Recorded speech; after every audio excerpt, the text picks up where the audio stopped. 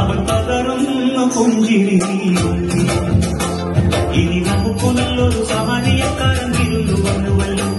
ഇനി അഭയമെല്ലാം അവനിലാണെന്നു വിളിച്ചു ചൊല്ലുക എന്നെ അടുത്തു നിൽക്കുവാൻ യേശുവിന്റെ എല്ലാരും വരുവിൻ എന്റെ ദുരിതമെല്ലാം അവനെടുക്കും പൊറുകമാണോ അവനണിയുന്നു മുൾമുടി അവൻ പകരുന്നു പുഞ്ചിരി